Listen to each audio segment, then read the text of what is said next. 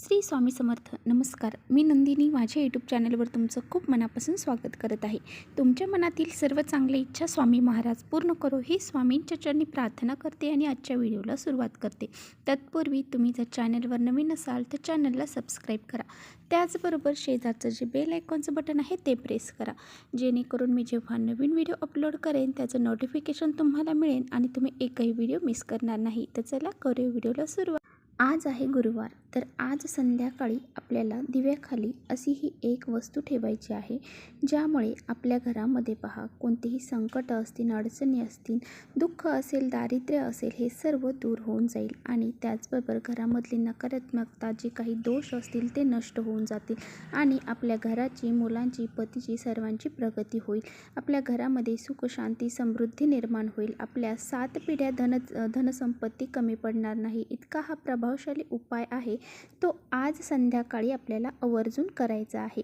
तो उपाय कसा करायचा आहे, कुठे करायचा आहे, याबद्दलची सर्व माहिती आपण व्हिडिओमध्ये घेणार आहोत. त्यामुळे व्हिडिओ कुठेही स्किप न करता शेवटपर्यंत नक्की बघा, जेणेकरून तुमच्यापर्यंत योग्य ती माहिती पोहोचली जाईल. घरामध्ये पहा, आपण सकाळ संध्याकाळ देवघरासमोर, त्याचबरोबर तुळशीसमोर दिवा लावत असतो आणि दिवा लावल्यामुळे आपल्या घरामधला जो अंधकार आहे तो दूर होत असतो. दिवा एक सकारात्मक ऊर्जा निर्माण करत असतो आणि दिवा ज्ञानाचा, बुद्धीचा आणि त्यागाचा प्रतीक मानला जातो. दिवा लावल्यामुळे घरामधली जी नकारात्मकता आहे तर ती दूर होऊन जाते आणि सकारात्मक ऊर्जा, सकारात्मक लहरी आपल्या घरामध्ये निर्माण होतात. त्यामुळे सकाळ संध्याकाळ आपल्या देवघरासमोर दिवा हा आपल्याला प्रज्वलित आवर्जून करायचा आहे. त्याचबरोबर तुळशी मातेसमोर आणि आपल्या मेन दरवाजात एक दिवा आपल्याला आपल्या मुख्य दरवाजात, त्याचबरोबर तुळशीपाशी आणि देवघरासमोर प्रज्वलित करायचा आहे.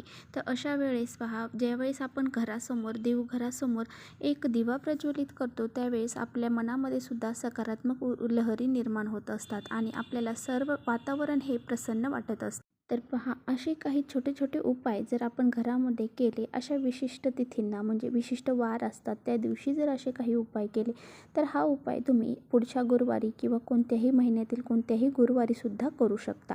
आज तुम्हाला जर शक्य नाही झालं तर पुढे तुम्ही जो गुरुवार येईल त्या गुरुवारी हा उपाय केला तरी चालेल. तर पहा, बऱ्याच वेळा आपल्याला असं जाणवत असेल की आपण भरपूर सारे उपाय करतो पण त्याचा फरक आपल्याला जाणवत नाही. आपण असा विचार करतो की आपण एवढे उपाय करतो पण एवढ्या सेवा करतो, आपल्याला काहीच फरक का जाणवत नाही. त्याचं कारण असं आहे, प्रत्येकाच्या कुंडलीतले जे ग्रहदोष असतात तर ते जोपर्यंत संपत नाही तोपर्यंत त्या व्यक्तीला त्या उपायांचा फायदा होत नाही. आपले ग्रहदोष जर व्यवस्थित असतील तर मग आपल्याला त्या उपायांचा फायदा होत असतो. आता बघा, गुरुवार हा दिवस जो आहे तर तो गुरुग्रह मजबूत करण्यासाठी आहे. तर या दिवशी जर आपण आपला गुरुग्रह मजबूत केला तर आपल्या जो काही आपण उपाय करतो त्याचा फायदा आपल्याला मिळत असतो. त्यासाठीच मी काही उपाय तुम्हाला सांगणार आहे, तर ते आपल्याला आज संध्याकाळी करायचे आहेत. जर आज आपण असा हा उपाय केला तर आपला गुरुग्रह मजबूत होऊन जाईल. तसेच बघा, शनिवार झालं, शुक्रवार झालं, त्याचबरोबर बुधवार झालं, आपण हे जे ग्रह बुध, शनी, केतू हे जे ग्रह आहेत यांना शांत करण्यासाठी आपल्याला काही उपाय करायचे असतात. तर त्या वेगवेगळ्या दिवशी वेगवेगळे उपाय आपल्याला करत राहायचे असते, ज्यामुळे आपले जे ग्रहदोष आहेत तर ते नष्ट होऊन जातात आणि आपले जे उपाय करतो ते आपल्याला फायदेशीर ठरत असतात. तर चला, आज संध्याकाळी आपल्याला काय उपाय करायचा आहे ते आपण पाहूया. तर पहा, आपल्याला एक दिवा घ्यायचा आहे. तो मातीचा घ्या किंवा तुमच्याकडे जो धातूचा असेल तो दिवा घेतला तरी चालेल. तर एक दिवा आपल्याला घ्यायचा आहे. आपल्याला आपल्या देवघरासमोर हा उपाय करायचा आहे आणि हा संध्याकाळी उपाय करायचा आहे. 6च्या नंतर तुम्ही हा उपाय कधीही करू शकता.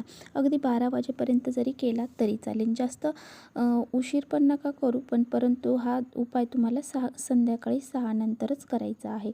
तर पहा, त्या काळामध्ये सकारात्मक लहरी निर्माण होत असतात. त्या काळामध्ये माता लक्ष्मी आपल्या घरामध्ये प्रवेश करत असते. त्यामुळे हा उपाय त्या काळामध्ये केला तर आपल्याला या उपायाचा लवकर फरक पडतो. तर आता हा उपाय करताना एक दिवा घ्यायचा आहे. त्यामध्ये आपल्याला लांब वात घालायची आहे. लांब वात घातल्यानंतर त्यामध्ये आपल्याला तुपाचा वापर करायचा आहे. गावरान तूप गाईचं आपल्याला वापरायचं आहे. जर तुमच्याकडे गावरान तूप नसेल तर मग तेल वापरलं तरी चालेल, परंतु जर माता लक्ष्मीला प्रसन्न करून घ्यायचं असेल तर आपल्याला गावरान तुपाचाच वापर करावा लागतो. तर पहा, आज गुरुवार आहे, त्यामुळे संध्याकाळी आपण भगवान विष्णू आणि माता लक्ष्मी यांची पूजा देखील करायची आहे. तर पहा, भगवान विष्णू आणि माता लक्ष्मीला आपल्याला हळदी कुंकू अक्षदा फुलं अर्पण करायचं आहे आणि त्यानंतर पहा एक अगरबत्ती लावायची आहे आणि हा दिवा आपल्याला प्रज्वलित करायचा आहे. हा दिवा प्रज्वलित केल्यानंतर आपल्याला एक प्लेट घ्यायची आहे आणि आता बघा, आपल्याला आपली इच्छा व्यक्त करायची आहे. त्या अगोदर आपण आपलं नाव आणि आपलं गोत्र बोलायचं आहे. गोत्र माहीत नसेल तर आपण काश्यप म्हणू शकता. काश्यप हे गोत्र सर्वांना लागू होतं. तुम्हाला गोत्र माहीत नाही तर मग काश्यप म्हणायचं आहे आणि त्यानंतर जी काही तुमची इच्छा आहे माता लक्ष्मीला प्रसन्न करून घेण्यासाठी तुमची जी इच्छा आहे तर ती व्यक्त करायची आहे. तुमच्या घरामध्ये धनसंपत्ती येत नाही आहे किंवा मग तुमच्या घरामध्ये ती टिकत नाही आहे किंवा तुमच्या घरामध्ये अनेक प्रकारचे दोष निर्माण झालेले आहेत, तर ह्या सर्व गोष्टी आपल्याला तिथे सांगायच्या आहेत. आणि त्यानंतर ती प्लेट जी घेतलेली आहे आपण, त्या प्लेटमध्ये आपल्याला 5 हरभऱ्याच्या डाळीचे दाणे टाकायचे आहेत. हरभऱ्याची डाळ आपल्याला घ्यायची आहे आणि त्याचे 5 दाणे आपल्याला त्या ठिकाणी टाकायचे आहेत आणि त्यानंतर त्याचबरोबर धने आपल्याला घ्यायचे आहेत. तर धने घेताना हे कुठे तुटले फुटलेले किंवा किडलेले घेऊ नका. डाळसुद्धा आपल्याला व्यवस्थित आणि चांगलीच घ्यायची आहे. तर हे धने आपल्याला 11 घ्यायचे आहेत, ते मोजून घ्यायचे आहेत. त्याचबरोबर 1 लवंग आणि 1 इलायची देखील आपल्याला घ्यायची आहे. तर ह्या सर्व गोष्टी आपल्याला उजव्या हातामध्ये पकडायच्या आहेत. उजव्या हातामध्ये घेतल्यानंतर आपल्याला तिथे माता लक्ष्मीला प्रार्थना करायची आहे.